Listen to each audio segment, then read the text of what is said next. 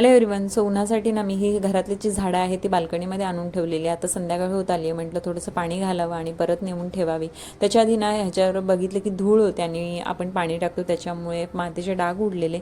So मी ती पानं सगळी क्लीन केली आणि त्याच्यानंतर मग छान शाईन करत होती. झाडं जागेवर ठेवली आणि त्यानंतर म्हटलं छोट्या मोठ्या बुकेसाठी काय करावं, तर पॉपकॉर्न होते घरात. आता अद्विकलासुद्धा आवडतात आणि मलासुद्धा आवडतात.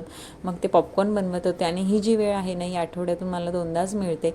जी 5:30-5ची जी वेळ आहे ना तेव्हा माझ्या ना किचनमध्ये अशी सूर्याची किरणं येतात आणि ह्याच्यामुळे ना माझ्या किचनमध्ये एक वेगळाच ग्लो येतो. नॅचरल लाईट, गोल्डन रेज, म्हणजे खूप छान वाटतं मला इथे काम करायला ह्यावेळेस. त्यानंतर मग हे पण आले आणि ह्यांची ना एक चांगली सवय आहे, हे कधी पण टिफिनमध्ये ना एक भाकरीचा तुकडा म्हणजे ते थोडंसं तरी एक घासाचं आणतातच. म्हणजे ते सांगतात की आपण अन्नाबद्दल आदर आणि समाधान व्यक्त करतो असं करून. आणि ही सवय ना मला खूप आवडते आणि मलासुद्धा ती अंगीकारायची आहे, पण माहीत नाही मला कधी पडेल, कारण मी विसरून जाते. सगळं खाऊन झाल्यावर लक्षात येतं की ठेवायचं होतं.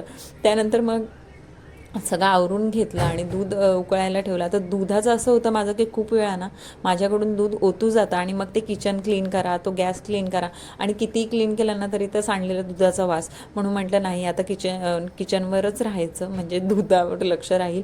म्हणून मग मी भांडी वगैरे आवरायला घेतली ट्रॉलीजमध्ये लावायला आणि म्हटलं किचनवरचं सगळं आवरून जाईल, म्हणून मग हे सगळं करून घेतलं. आणि ह्यांनी ना छान फुलंसुद्धा आणलेली. सो मी म्हटलं चला तीही ऑर्गनाईज करून घेऊयात. ह्या कंटेनर्समुळे ना फुलं खूप छान राहतात. तुम्ही ठेवून बघा. भाज्यासुद्धा माझ्या खूप छान राहत आहेत आणि सोयीस्कर पडलेत मला हे कंटेनर खूप, कारण हे असं ऑर्गनाईज करून ठेवले ना फुलं की ती अशी शोधावी नाही लागत की कुठल्या कलरची, कारण आपल्याला सकाळी सजावट करायला ती फुलं आपण वेगवेगळ्या रंगाची वापरतो. म्हणून मग सगळं सॉर्ट करून ठेवल्यावर ते बरं पडतं. आणि ह्याच्यानंतर ज्या पाकळ्या निघतात ना त्या मी ना कुंड्यांमध्ये टाकते, म्हणजे त्या पाकळ्या ताज्या असतात आणि त्या कचऱ्या डब्यात नाही टाकू वाटत. म्हणून मग मी कुंड्यांमध्ये टाकते, कारण ते आपल्या झाडांना एक खतसुद्धा होऊन जातं. सो चलो बाय. व्लॉग इथेच एंड करते. भेटूया नेक्स्ट व्लॉगमध्ये.